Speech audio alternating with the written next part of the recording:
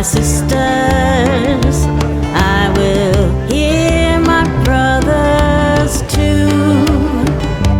I will learn we're all connected through our hearts and all we do.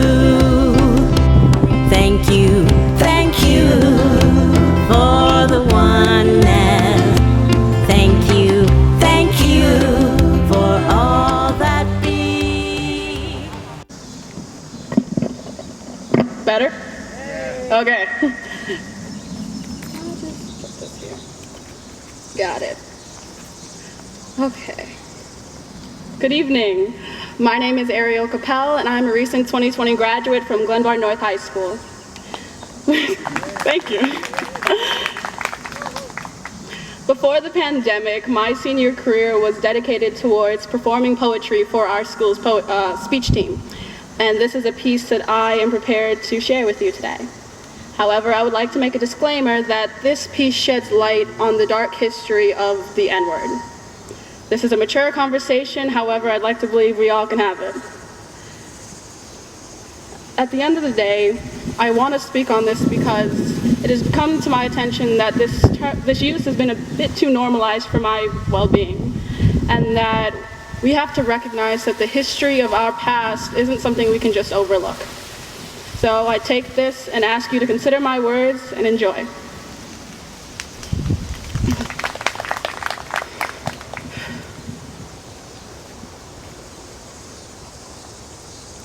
Once riding in old Baltimore, heart filled, head filled with glee, I saw a Baltimorean keep looking straight at me. Now I was 8 and very small, and he was no whit bigger, so I smiled.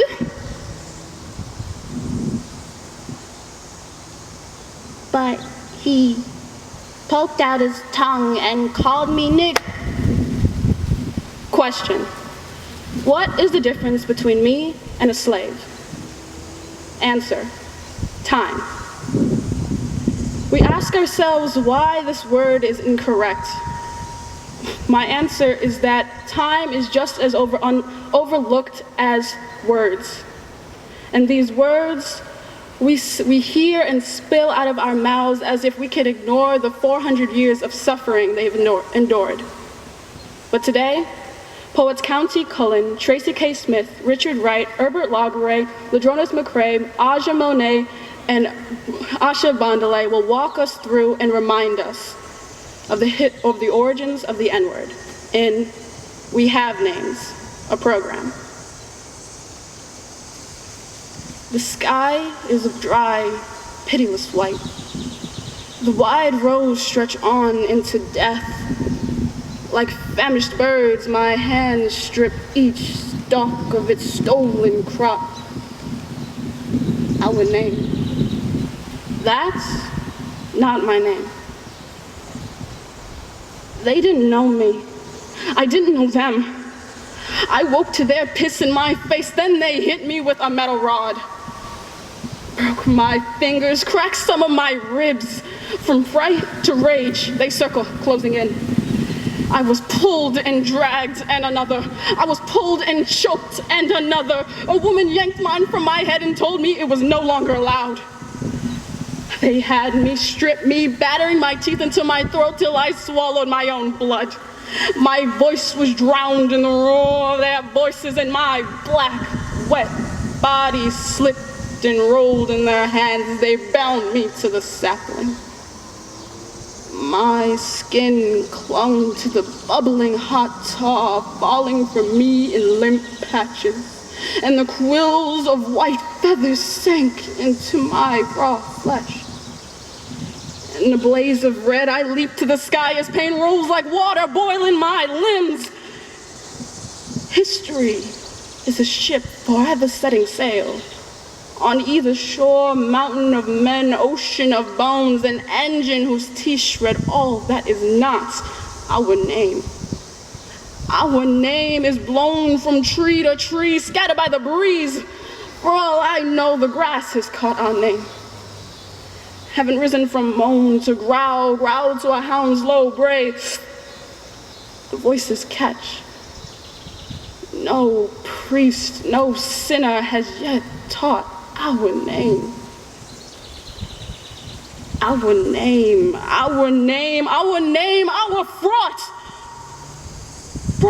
name. A man honks, pretends to spit. We want these people to feel unwanted. We want them to feel that everything around them is against them. And we want them to be afraid. And it'll be a nasty, messy mother. I wish I could have seen the burning buildings and crosses that left charred bodies to burn the memories in deep. What it must have been like to feel the festering fear that never leaves you alone. To be so scared, you had a reason to be courageous. The taste of liberty was placed on my lips by my forefathers and fly mothers. They who knew the feel of the lash. I should have been there to wipe their tears. I would have bled for my cause. But now, the battle is unclear. I am free with the following conditions.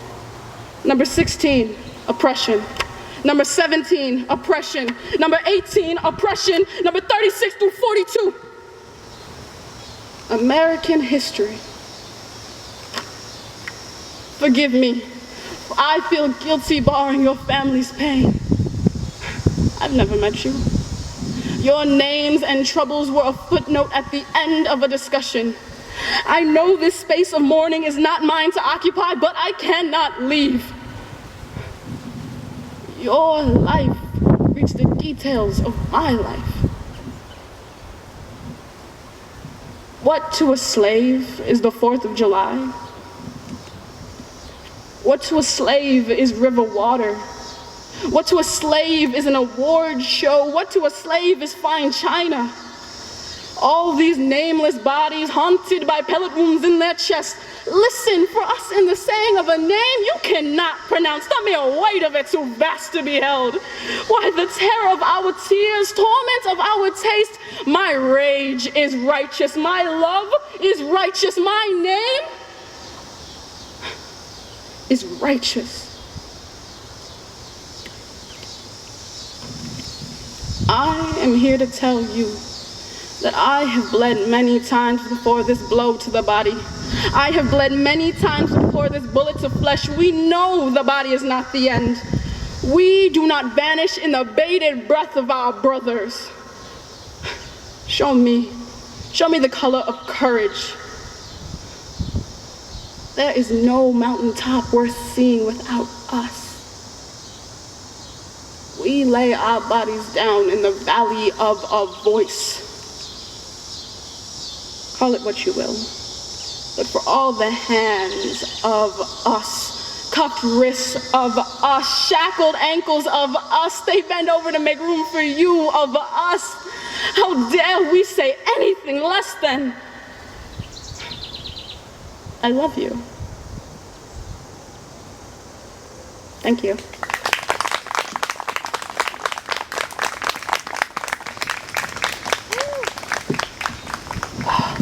Hello guys, my name is Arzu Garcia, and by the way, I really like the story, it's really deep. I'm here to present a song that I did 3 years ago, but it's still relevant nowadays. I think I'm very grateful to live here in the United States, close to a lot of people who is not my race or who is not my color, and we can share that like together. So my song is called Diversity, and I want you guys to help me out with applause. So yes. diversity. Everyone together how supposed to be, and everybody rocking to the sound of the beat. No matter white, black, brown, just sing with me. Say, talking about diversity. One love, one word, that's a destiny. And we keep singing to the people, see. All we really, really need is unity. Hey, I see the changes, working to live in a better place. I see the strangers, judging for what's my race. How I've been raised, that's how I face. Never worry for what they say, I'm turning as a real man. Arsu, bomba, spitting flames. Now you know my name, now your unity is the real game.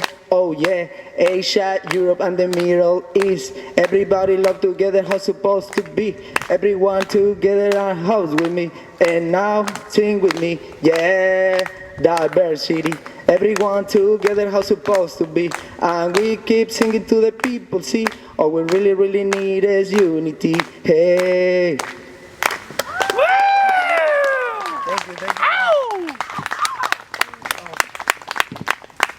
By the way, thanks for the support for everyone, DuPage, and Carol Stream, Wheaton, Glendale Heights, everybody. Thank you very much.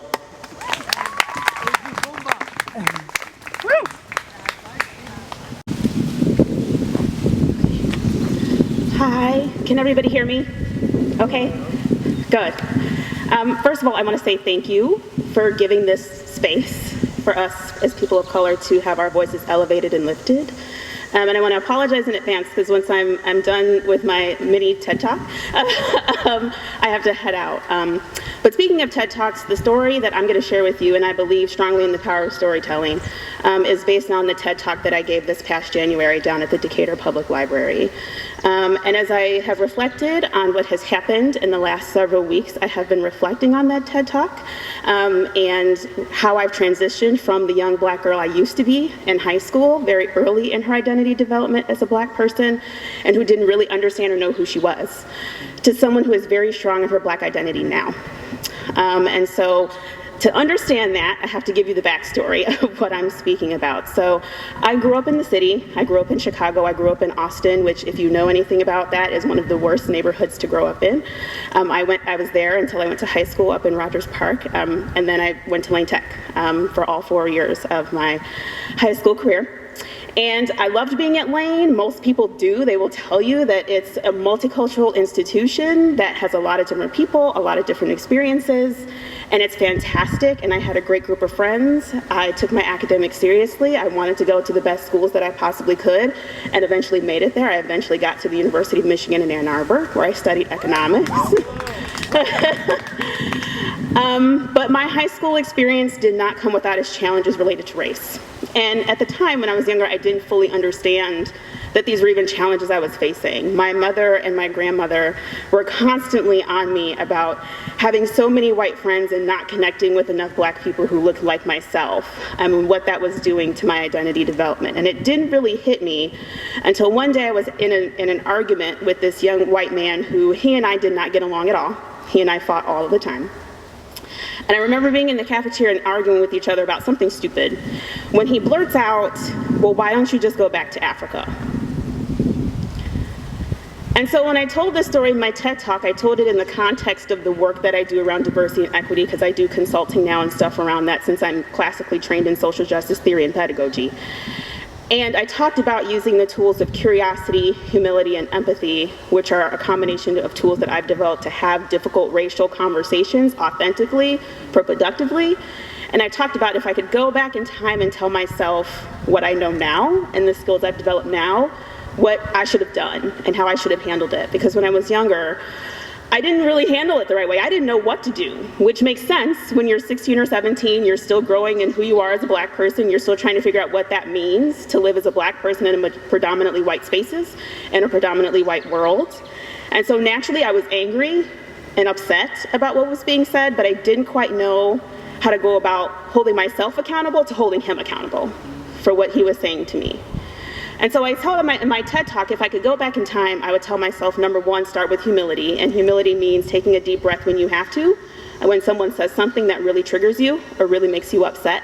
And I would have really had to start with humility in that place, because if anybody can tell you, if you've ever been said that, have had that said to you, you tend to want to hit someone in the face, right? Like, if we're being honest about it, it's a very visceral reaction that you have, and even though you shouldn't have it, you are having it. And so I would have had to start with humility and calm myself down. And then the next thing I would have told myself to do was to engage in some curiosity. And first, by asking this person, what in God's green earth made you think that this was something even remotely acceptable to say? Like, I get we don't get along, we're not friends, we don't like each other, but why would you cross this line? Like, why would you say something that I try not to speak for all Black people, I try to speak for myself and those in my circles that I know would agree with me. And for a lot of folks that I know, telling a Black person to go back to Africa is like just a step below calling somebody the N-word. It's pretty bad up there on the hierarchy of things you can say to somebody.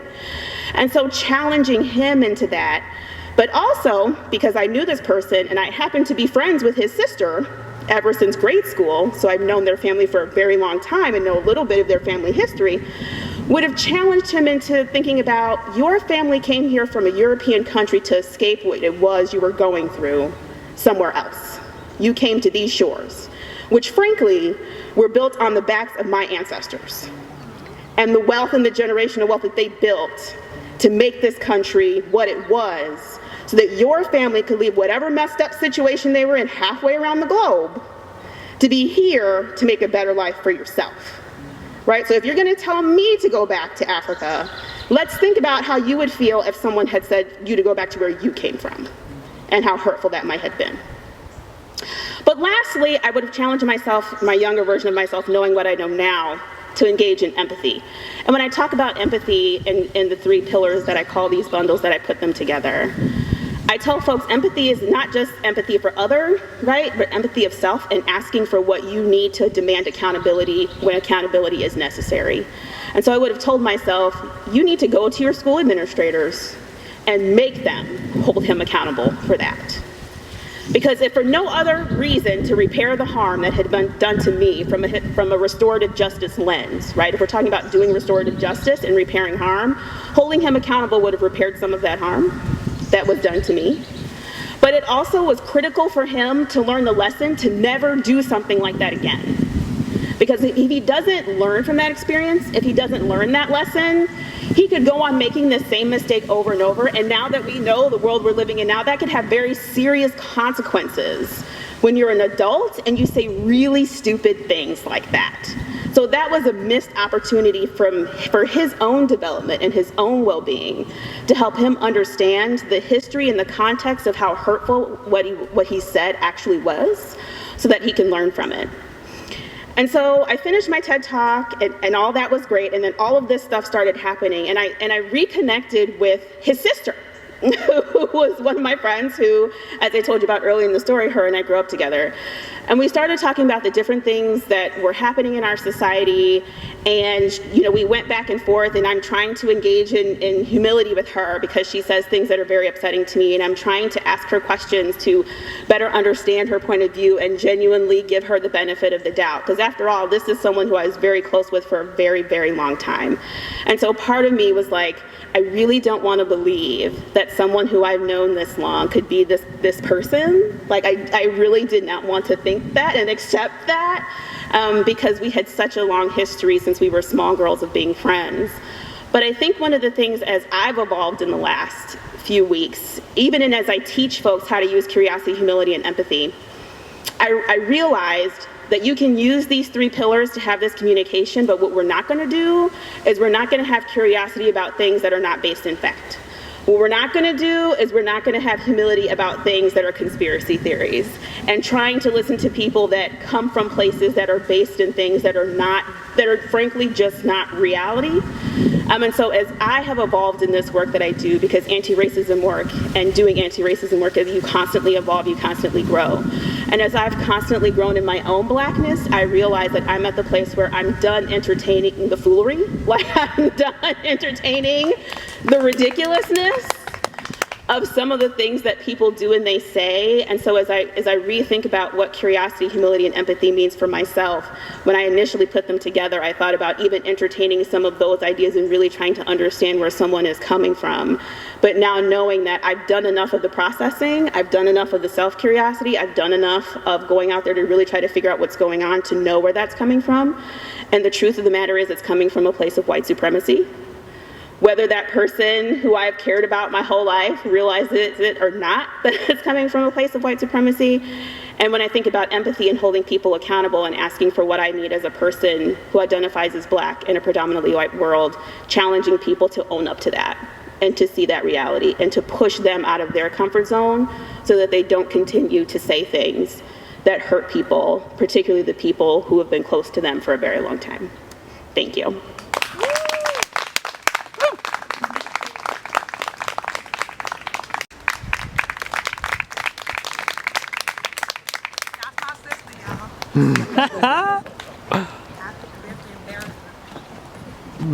Can everybody hear me okay? Hello everyone, my name is DuPage, and I graduated in the class of 2019 before the class of 2020 from Glenbard North High School, like Ariel as well. And I'm an upcoming sophomore at Northern Illinois University. My major is sociology with an emphasis on law. My goal is to become an immigration lawyer, and thank you. Thank you so much. So I'm doing storytelling, and it's pretty much a timeline of my identity as a dark-skinned Black woman from the age of like 5 to 6 up until now. And fasten your seatbelts, it's gonna be a journey, but I hope you guys gain some perspective from my experiences and from my cultural lens. So without further ado, I'm just gonna get started. Okay. The world felt like my own personal blueprint that I could manipulate from my own perspective. When you're little, innocence tends to be the main lens little kids look through when they are navigating the adventures and tools life has to offer. Quirky, shy, Black girl. The bell had rung and class was in session. Tap, tap, tap. The sounds pencils made on the desk as a response to boredom from my classmates. So like, did your parents see a bunch of lions and tigers when they were in Africa, Yito? Did they also live in huts? These were constant questions that classmates would repeatedly ask me while I was in elementary school. I had asked my parents one time when I went home one day after school, and they laughed in my face and didn't realize I was serious until I just kept looking at them. My dad answered, "No, Yito. The area of Africa where your mom and I come from doesn't have cats. We lived in the houses and the villages and cities of Liberia." Brookfield Zoo. Smelly scents of animal feces and plants, but a beautiful view of the safari part of the zoo. Big hairy gorillas sitting with their babies and monkeys running and gliding across the vine branches. My third grade teacher tapped my shoulder and said, "Your parents lived around that, right?" Confusion filled my head. I knew that I was different because of my family origin, a family that was originally from the sub-Saharan, palm tree-filled and beach-like area of Liberia, West Africa. But I felt targeted and misunderstood.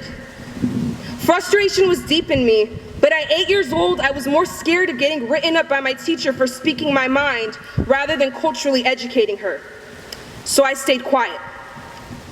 Not having other Black friends growing up was the reason why I felt weird, shy, and just out of place. It took me a while to realize that my experiences in primary school was my first glimpse of what I would eventually be experiencing, an onset identity crisis as I got older as a Black girl.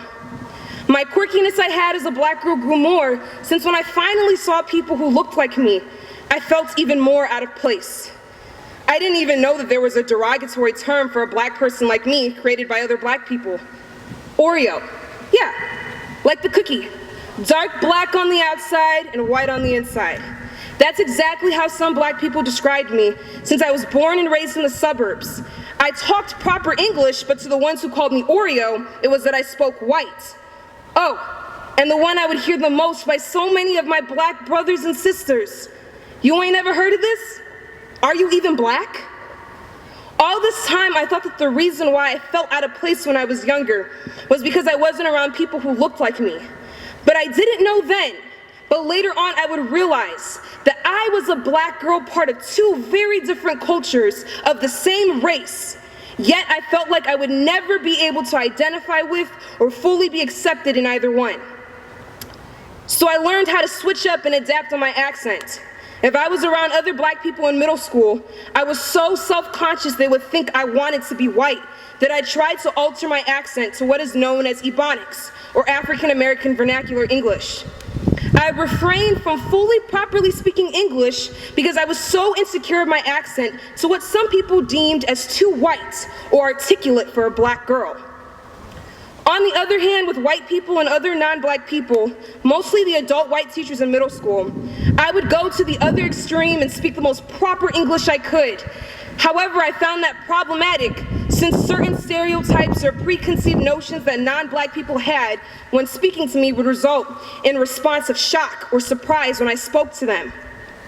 Even if I did feel far away from other African Americans between ages 11 to 13, I still believed it was ignorant and disrespectful that certain stereotypes were silently the loud thoughts of other teachers and other non-black people when they heard me speak. Middle school was fun and awkward, from the relationships thought to last forever but only lasted 5 days, or the times everyone sat on top of their desks to play silent ball and people arguing their case that they didn't talk while playing. I had a better time in middle school than I did in elementary school, but I still felt like I was missing a part of myself, somewhere that I wasn't going to fully feel happy until I found it. So the search went on. High school. Loud lockers slamming in the halls, the clanking heels of teachers or the squeaks of gym shoes against the shining floors. The grand, memorable area where it's supposedly the best 4 years of our lives. Great cuisine of hot mystery nacho meat and watery drippy cheese combos of the lunch menu. Stairs upon stairs upon stairs upon stairs that made you speculate if you had heart problems or just a reminder that you needed to hit the gym. High school to me had a wide window of opportunities. Opportunities that gave me hope that this is where I can find a way to my true identity as a black girl. Comfort was the tightrope that I loved to cling to when I felt like it was diminishing. It didn't matter if I kept grasping onto it, knowing that sometimes it's better to let go rather than to hold on. So I decided to let go of my comfort and take on my first advanced placement or AP course in my high school career, AP Human Geography. What am I doing here? Am I even smart enough to be in this class? I am the only black student in this class. Why does it feel so weird? Taking an advanced course was difficult, but I knew that. It was just a matter of me getting out of my head that I didn't belong because I was black, and the teacher making an effort to stereotype when it came to race. All the assumptions I had about the teacher, not the course, but what the teacher were true. We've had an increase of African Americans come to the school over the years. Now we just don't know what to do with them. Eyes were burning into my soul from other classmates. Anger flooded my mind. How can an educator make more black people in school out to be a bad thing? This situation was the first of a couple where I'd come to the conclusion that with certain people, I represented the whole black race. And if I didn't act right, all black people would look bad. This course I took was in my sophomore year of high school. I hadn't really learned yet that even in academics, my identity as a young black woman would be affected and challenged. I continued to look within myself through positive outside influences on what it truly means to unapologetically own being in my own black skin, rather than trying to fulfill the type of black the world wanted me to become. It's hard though when you feel lost. You're a very smart young lady, and for a woman of color, you work hard. My junior English teacher had told me that. He was ignorantly complimenting me on why he would write me a letter of recommendation without knowing what he had said to me was racially offensive. The instances I had with my teachers in my childhood growing up, not knowing which kind of black I should identify with, was something that I didn't discover as a teachable moment for myself for a while. I published some of the instances with my teachers in an essay I wrote on diversity, and I had gotten attention from my school district and high school principal. Towards the end of high school, I had this developed passion for showing self-love to myself as a black woman. I learned through my experiences that it's not easy being black, especially if you're dark-skinned and a woman. I take the displacement I had as an African-American woman with African parents and being born and raised in the suburbs as an opportunity to embrace the identity that God gave me. Don't get me wrong though. Just because I love myself now as a black woman more than ever with my dark melanated skin or kinky hair that defies gravity, it was and still is a tough journey to love myself being black in a world that shows so much cruelty to black people. I may be older and wiser now, but those insecurities locked in the Pandora box of my past that I believed in sometimes haunt me to this day. Instances such as wearing my afro out and people bombarding me with questions or statements like, does it grow? Can I wash it? Can you wash it? And then having the audacity to slowly gravitate their hands filthy with entitlement, getting ready to touch my hair, and me having to pull a Viola Davis look on them and move. Another insecurity was hanging out with friends who were light-skinned or non-black, having guys approach us showing sole interest in them, acting like I'm not even there. I truly don't think people understand how hard it is to be dark-skinned, let alone for my case be dark-skinned, black, and a woman, since colorism isn't only a black issue, it's a problem within all ethnicities. There's little to no representation of us on the big screen, and if so, most of the time it's to fulfill the destructive stereotypes Hollywood, with the help of society, has placed on black women, such as being aggressive, or the Jezebel, y'all can research that one, which negatively impact the dark-skinned black woman the most. There were times when I would look at myself in the mirror, touch my chocolate skin, see my Afrocentric hair with black features, and wonder to God why he created me this way. I could go on all day about the struggles that come with being a dark-skinned black woman. From the angry black woman archetype to the exotic, over-sexualized fetishization that is also placed on dark-skinned black women. But my point is that even though I am proud to be black and ashamed that I would even think otherwise of myself, it nearly took my whole life for me to reach this point. And that just says a lot about how far of a long way we gotta go in order to accurately represent all people of different racial and ethnic backgrounds. Now that I'm in college, my confidence in who I am as a black woman has increased. It took a long time to understand the part of my identity that involves my race and ethnicity, but I learned how to fully appreciate it. Which black am I? I'm the black girl with parents who were immigrants fleeing a civil war and doing whatever it took to give the best education for me. Which black am I? The young black woman who felt so lost growing up and never understood the value of knowing her roots till she got older. Which black am I? The suburban girl who, yes, listens to rap, pop, and international music.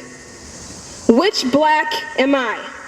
The girl who cried to God because at a young age she never realized why she was so insecure to have her natural hair out, when in reality it's a powerful crown of beauty. Which black am I?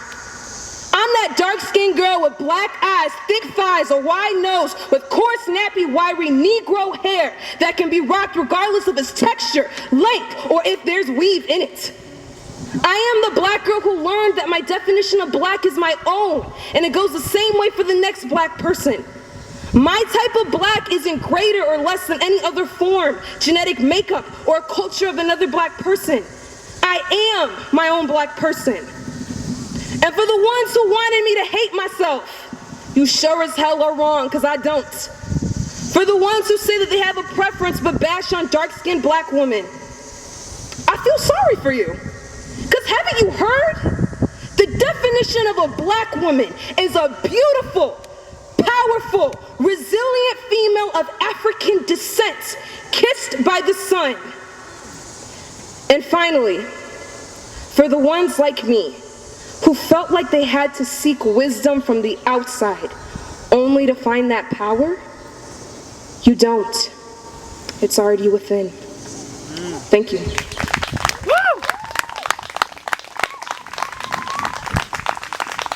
Follow that up because that was the greatest speech I've ever heard. All right. Hello, everyone. My name is Ursima Araya. I am 17 years old. I go to Glenbar North High School in Kale Stream, and I'm a rising senior.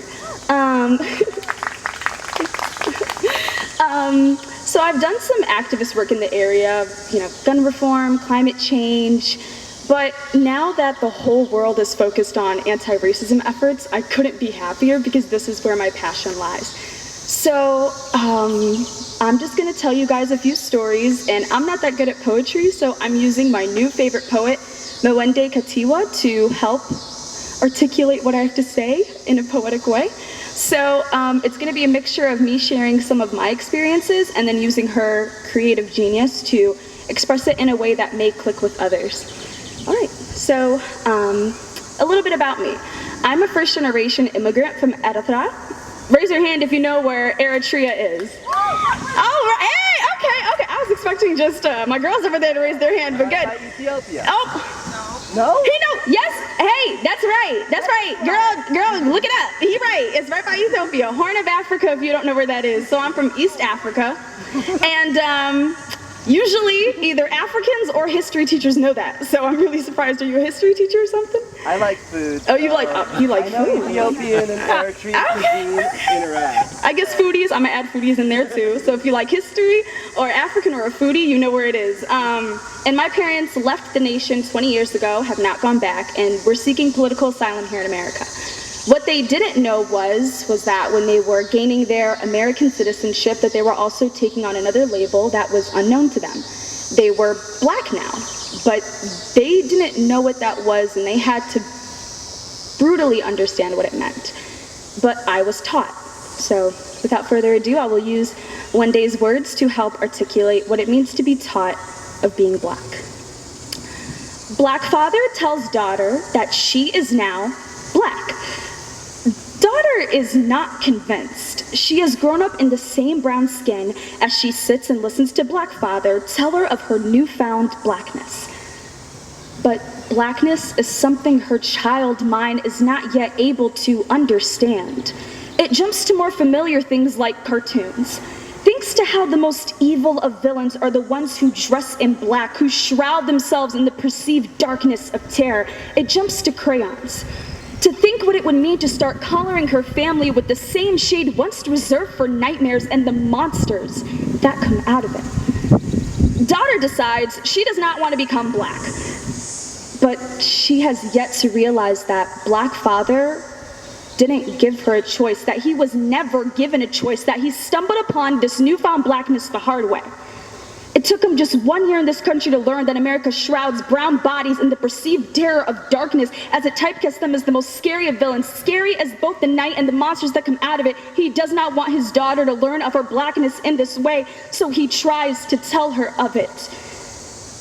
But she is so young.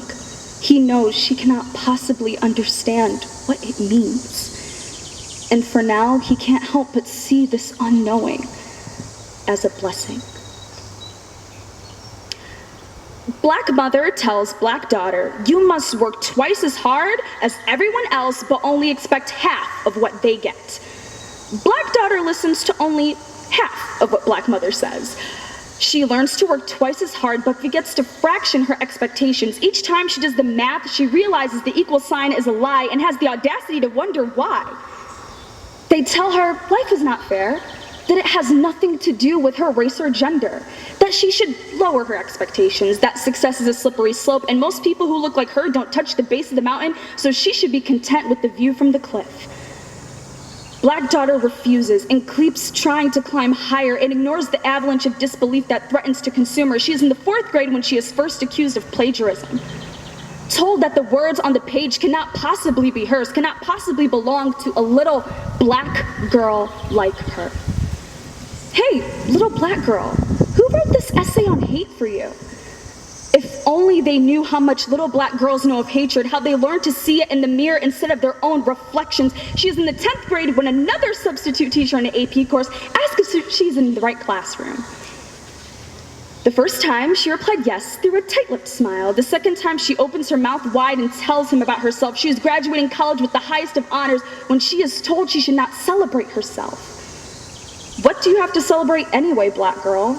You only won those awards because you are a black girl. She finds it funny that when she loses, it is never about her race or gender, but when she wins, it is because of her race and gender. Black daughter celebrates herself anyway. She finally understands black mother's lessons and is not one that she will ever truly be able to learn, but it is one she will always have to live. So, like I said earlier, I'm a first-generation immigrant from Africa, and Yeto said it a lot eloquently, but there is a rift between black people and African people. The only thing, as Ariel eloquently said, that separates us is time. That's the only thing that separates us. And somehow, colonization has managed to separate two cousins from the same tree. So now, I will share with you, through Katiwa's words, some dialogue that I've had with black students. To the black kids who made fun of me for being too black and yet never black enough. The same ones who never forgot to remind me that when the day was done, the only thing whiter than me was my teeth. I give you my most sincere and bitter thanks. There were times I thought I would never make it to see to the sun of the other side the tempest that was your torment, but in the end, you were the ones who helped me fully understand the lessons my father's words can never teach me. That blackness is less about becoming and more about surviving. All right, raise your hand if you're white. Listen up to this next poem. It's titled, Dear White People. And I got a lot I want to say, but this is gonna do for now. Dear white people, I don't even know where to start. In between my busy schedule comprised entirely of surviving of white America, there is simply no time to write letters. Besides, any letter I write will probably bring tears to your eyes, and I, for one, have had enough of your white tears.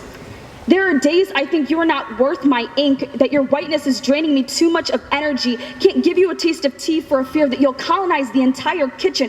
But today, I am too angry to remain silent.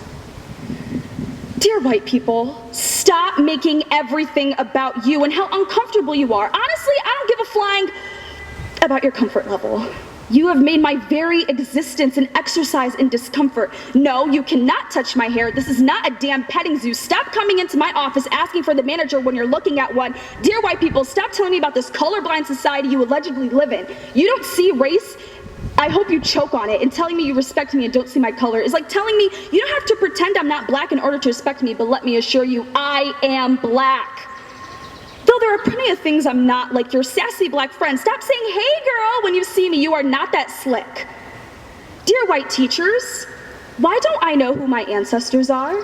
Why is the only part of my history important enough to teach? For the love of God, stop slivering your heads every time slavery is mentioned. Newsflash, I was not there.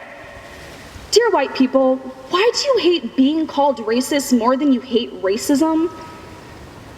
Dear white people, stop using black on black crime as a reason we shouldn't be outraged by the number of black people murdered by white cops. If a black person kills another black person, they will go to prison, and we call that justice. If a white cop kills a black person, that is what we call justice. Apparently, justice is when a black body dies. We are angry and raw and tired. But we will not rest because we know the future belongs to those who prepare for it, and you have been getting us ready for centuries. All right, so this last poem I'd like to dedicate to the countless lives taken by the police and extrajudicial killings as a rate of systematic depression. And it is titled, The 7 Deadly American Sins, a tribute to Trayvon Martin. Of the 7 deadly American sins, being black has become numbers 1 through 6. And let's be clear, if this statement strikes you as radical, you have not been paying attention. We live in a world where a man can be set free after admitting to slaying an unarmed teen. There are people who would want to take the law into their own hands. It's funny how some things are so black and white while others just taste like rainbow. Red, like the blood that stained the sidewalk where he fell after being profiled for walking too slowly, yellow for the sun of Tracy and Sabrina that shone bright by day, but by night had stopped glowing green, for the grass stain on pants that hung so low, they heightened sensitivities without knowing brown, for the identity Zimmerman played for an all-white, sorry, there was one Latina, so that what we now consider diverse jury, white for the privilege Zimmerman wore when he was out doing neighborhood patrolling, in black? Black is just a number name for numbers 1 through 6 of America's 7 deadly sins.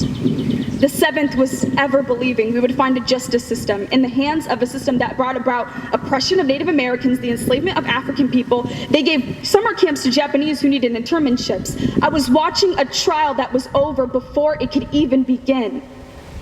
So when the verdict finally came in, all I could hear the words of late Dr. Martin Luther King, calling for us now to not allow the deafening noise of injustice to drown out the sounds of freedom ring. So in honor of his legacy, I ask you one thing, to join me in this final call to let freedom ring.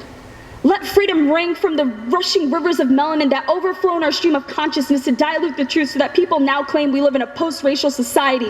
Let freedom ring from the meeting tables of self-appointing, gun-touting concrete cowboys found in the ranks of your neighborhood watch, or is it your neighborhood NRA? Let freedom ring from the graves of Emmett Till, Fred Hampton, Sean Bell, Amadou Diallo, Oscar Grant, Trayvon Martin, Jordan Russell Davis, Breonna Taylor, Elijah McClain, and all the other brothers and sisters whose name we will never know, because even in 2020, a black man being killed still isn't enough to make the evening news.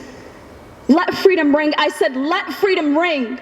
Free at last, free at last. Thank God Almighty, this is not the freedom for which we have asked. Please do not take tonight as one step. Continue your anti-racist education. Every day is a battle. I'm 17 and I'm fighting for my life. Don't let this one event be enough for you. Talk to your friends, talk to your family, get into these uncomfortable conversations, because every day of my life is uncomfortable. So wake up and don't let history pass you by.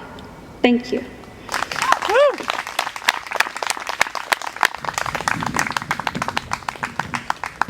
Hello, my name is Jenna Fatorma. Like Yeto and Erzma, my family is we're immigrants. I was born in Liberia, so a little backstory about my poems for sure. I was born in Liberia during the Civil War and grew up in Sierra Leone in a refugee camp as well. And so we've been moving a lot throughout my whole childhood, so change is something that's comforting to me, I would say. So both of my poems are about a form of healing in different, there's one about a traveler and just me in seeing myself in changes that I go through. But yeah, little backstory about myself. I am currently a sophomore at Colorado Christian, studying nursing with a minor in global studies. Yeah, and I do a lot with poetry, photography, and just a little things all there around. So I was gonna start. Okay.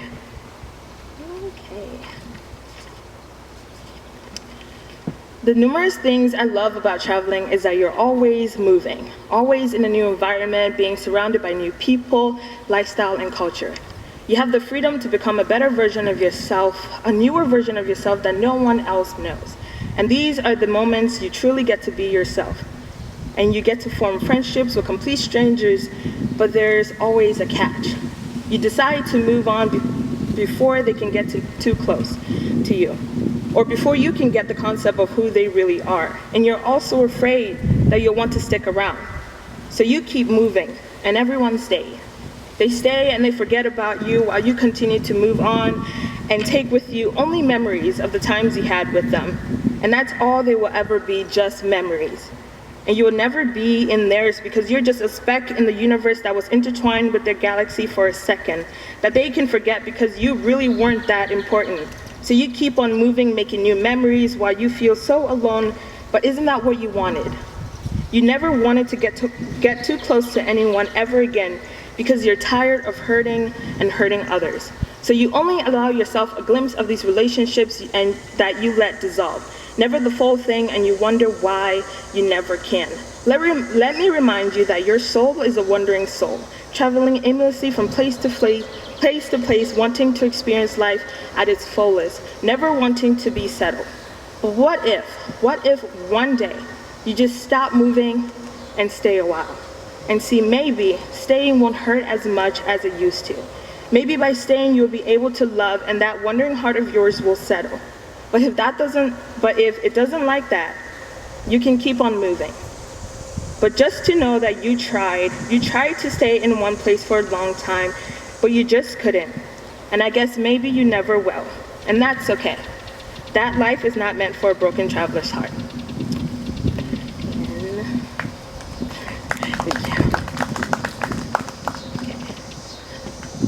Let me take you back to the moment the most important person who inspires me first entered this world 18 years ago on a late Monday night.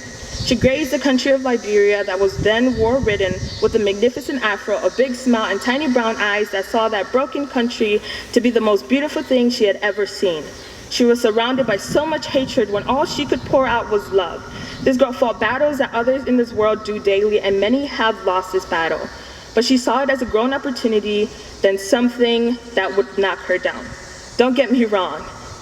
Those moments of uncertainty and doubt, it did bring her down. But only for a little while. Because in those moments, she was broken and bruised, she smiled. She smiled a smile so big that it became unbreakable. But only for a little while.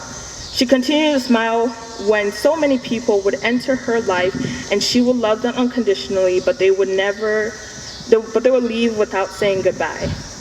But that was okay, because at least she had them in her life, if only if it was for a little while. And when one of the most important people in her life left forever, that is what tore her smile apart. Because it broke her and she felt so lost in this world, she used that brokenness and pain to learn from it and heal. She's still healing, but healing is a process that never stops, because there are going to be days in her life that she thinks she has healed from that loss, and the wound will open up again, but that's okay. And that is where I am right now, healing from all the traumas in my life, and I think that I am inspiring myself every day, and healing is a very inspiring place to be. Thank you.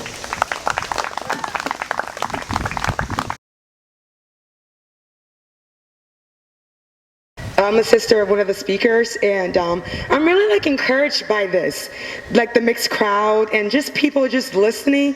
I wasn't gonna come up here and say anything at all. I just wanted to just sit back there. But then I think the Lord was just pressing on me to just say, no, go and acknowledge everybody that's here. His rap was so beautiful.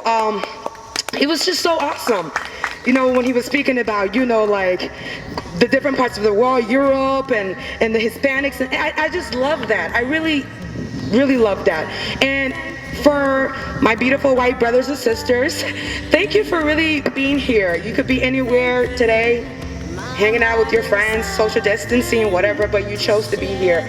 And I think what I would say, just remember to always be able to listen to ears. Sometimes you may not have the answers. I know we were talking about it earlier.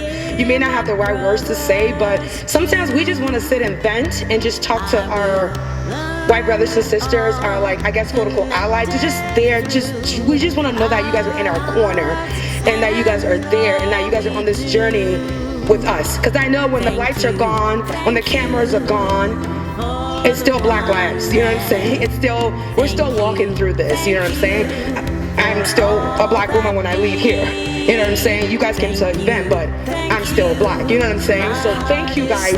I really want to, let's give a round of applause for them for really being here. So acknowledge people from different walks of life that came too, thank you. And thank you for you guys hosting this. You guys are awesome. Hi, so my name is Joab Garcia. I grew up in Mexico City. I moved 6 years ago. I have a lot of the art, but I just wanted to say that we are humans at the end of the day. We share this world, we share this life, and we have the same 2 arms, the same 2 legs, the same brain, and yeah, it's just about putting or trying to experience how other people live, we grew up in a third world country, so just to go outside, it's kind of hard. You don't know if you're gonna eat. You don't know if you're gonna, go back to your house. So I don't know. We as humans, and I feel like we should share this life, this moment, this country, this world together as one. We are the same race. So thank you guys.